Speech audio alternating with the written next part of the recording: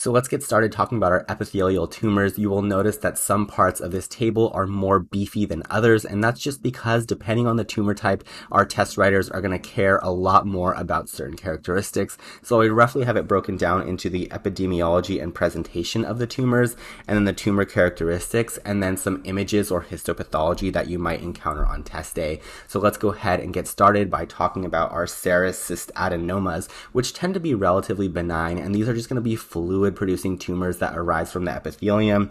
They're going to be the most common ovarian neoplasm, which is good that they're benign because they are the most common, and they're going to have a fallopian tube-like epithelium. This makes sense, right? Because this is very much an epithelial type tumor, and so it's going to be producing fluid. It's going to be a supportive type cell, and on histopathology you might see a psammoma body like this because this tends to be characteristic of overlapping epithelial cells that kind of form this concentric rose-like structure. Next, let's talk about our mucinous cystadenoma, which is also going to be an epithelial tumor. This is going to be largely benign, and it's going to largely be from mucin producing cells. So cells that produce mucus are going to be growing out of control, and this can cause something called pseudomyxoma peritonei, which is a really fancy word for essentially abnormal production of mucus that starts to fill the entire peritoneum. So you can imagine that these patients are going to have this belly that is just swollen with mucinoid material, and this tends to be a high yield thing they like to ask about on exam day. So like I said, this is going to be mucus secreting epithelium. They tend to be large and multiloculated tumors, and if we were to look at the histology here, we would see these characteristic goblet like cells that are going to be producing lots and lots of mucus. Moving on, let's talk about Brenner tumor. They really like to talk about the tumor characteristics here. This is going to be a benign tumor. It's going to have an encapsulated appearance, solid with yellow tan color, and then the highest yield fact here is going to be our coffee bean nuclei on H&E stain. And so if we're to look at these coffee bean nuclei, I'm going to circle one here. It looks just like a coffee bean, like a pink coffee bean, and so that's something that you want to be able to recognize on exam day. Be on the lookout for that coffee bean, and then some auxiliary facts they might ask about that is that this resembles bladder epithelium, and this is technically going to be a transitional epithelium. So these are all the facts that you need to know about our Brenner tumors. Moving on, let's talk about our serous carcinoma, which is going to be a relative of our serous cystadenoma, which we talked about before. So this is going to be the malignant version of our serous cystadenoma. So let's talk about it. It's going to be the most common malignant ovarian neoplasm, and we remembered that our serous cystadenoma was just the most common ovarian neoplasm. So this one just is basically like the malignant version, and it's often going to be bilateral, and it's going to be characterized by our psammoma bodies like we talked about before. So here's another example of some psammoma bodies to be on the lookout. Luckily, they're super easy to spot on test day because they are just have such a characteristic look.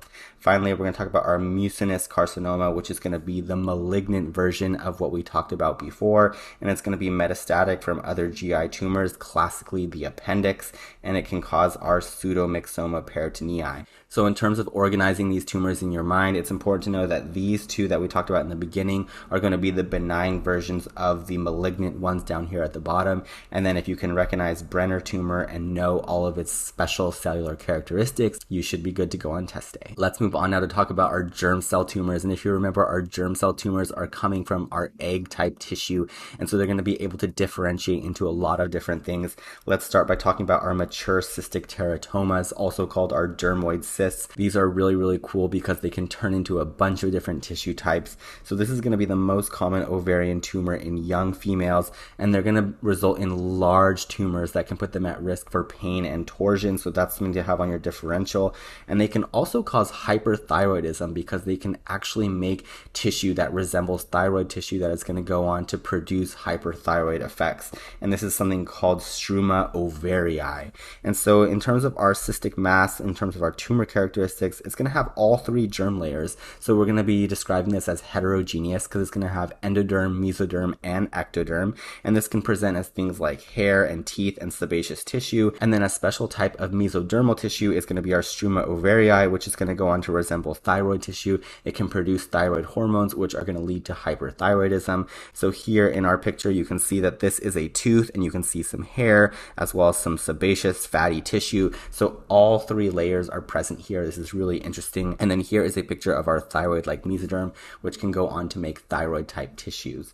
Let's move on now to talk about our immature teratomas, which are going to be malignant. And so they're going to be a relative of our mature teratomas. These are going to be aggressive tumors that present before age 20, and they're going to have a fetal tissue component, which is going to be comprised of neuroectoderm, and they tend to be large and multiloculated as well. The important thing to note here is that these are malignant, whereas the prior is often benign. Next, let's talk about our dysgerminomas, which are going to be malignant, and they're going to be the most common tumor in our adolescence, and these are going to be presenting in histology with these special fried egg cells. These are super high yield to recognize. I'm going to go ahead and circle one of these for you guys. So here is a great example of a fried egg cell. I would say another great example is one down here, and they look like a fried egg because they have this like really white looking cytoplasm and this really dark purple nucleus that looks like the dark yellow egg yolk. So being able to recognize this is important. And then if you were to get some lab values on these patients, the tumor markers are going to be increased LDH and increased HCG. Lastly, let's talk about our yolk sac, which is also called an endodermal sinus tumor, and this is also going to be malignant, and it's an aggressive tumor of our children and young females. And the way this is going to be described in terms of tumor characteristics is a yellow, friable, bloody, hemorrhagic mass. And then, especially with the histology, we're going to be looking for Schiller-Duval bodies, which are often described as having a glomerular pattern. And this glomerular pattern we can look at here is this here that looks like it's part of a glomerular kidney cell. And so that's how they like to describe it in text, as a glomerular pattern, or being able to recognize this image on exam day. And then also we're going to have increased AFP as our tumor marker for this specific tumor. Let's now move on to talking about our sex cord stromal tumors. We're going to start off by talking about fibromas, which are going to be largely benign because they're essentially just clumps of fibroblasts. So they'll be described as spindle-shaped fibroblasts in bundles in terms of the tumor characteristics. And then how you're going to get a patient that presents with this is really what's going to help you land this diagnosis.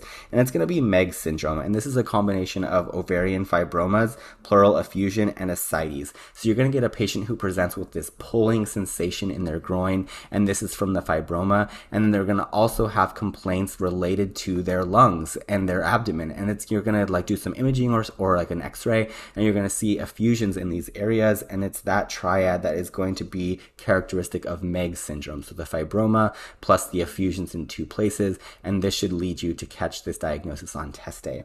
Next, let's talk about the thecomas, which are pretty benign, and these are going to be made of our thecal cells. And all you really need to know about this is that it's going to present as abnormal uterine bleeding in a postmenopausal female, and that these are capable of producing estrogen. So you want to be looking for effects of hyperestrogenism in a postmenopausal female, and this is going to be what's causing our abnormal uterine bleeding. And you just need to be able to recognize that this one's commonly going to present with abnormal uterine bleeding.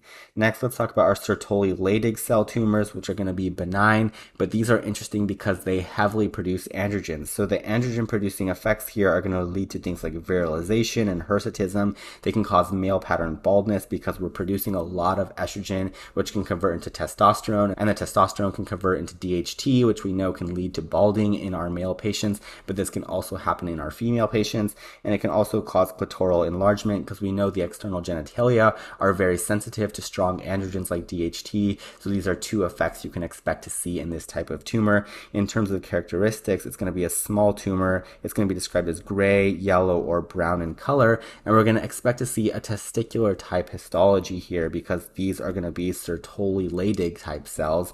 And so you're going to see tubules and cords lined with pink Sertoli cells. And you can see here these cord-like structures here, which are like corresponding to these tubes if we were to look at it in cross section here. And so that's a great way to be able to spot this. This histology is not quite as high yield as being able to recognize the presentation based on our hyperandrogenization state. We can also see Ranke crystals here, which are going to be our rod-like eosinophilic inclusions, and this is coming from all that eosinophilic cytoplasm in the middle. Lastly, let's go ahead ahead and talk about our granulosa cell tumor, which is going to be like the estrogen equivalent of our Sertoli Leydig cell tumor. So this is going to be the most common malignant sex cord stromal tumor, and it's going to present in postmenopausal patients with abnormal uterine bleeding, just like our thecomas.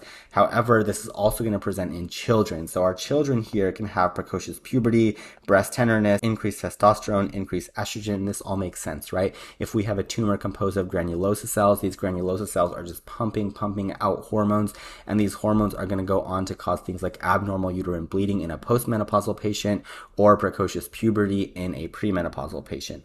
Now, in terms of the characteristics of the tumor, there's some high yield details to know here. So Cal-Exner bodies are going to be really high yield to recognize on exam days, and these tend to be these like really pink cytoplasmic areas surrounded by a ring of granulosa cells. So you can notice that they're like very ring-like structures. They almost remind me of granulomas, but not quite. They're like a specific hot pink ring surrounded by purple cells, and the way that this is going to be described in terms of text on the test is going to be centrifugal granulosa cells. So that centrifugal type description is going to be that eosinophilic fluid that's surrounded by the granulosa cells, and these are going to resemble primordial follicles, because we know that a primordial follicle is a follicle that is surrounded by a lot of granulosa cells, providing all the estrogen as that follicle matures. And in terms of our tumor marker, we're going to express increased inhibin in these tumors, and that makes sense because we know that inhibin is what is feeding back to the HPA axis, and so if we have a lot of estrogen producing type cells, they're going to be producing a lot of inhibin as well.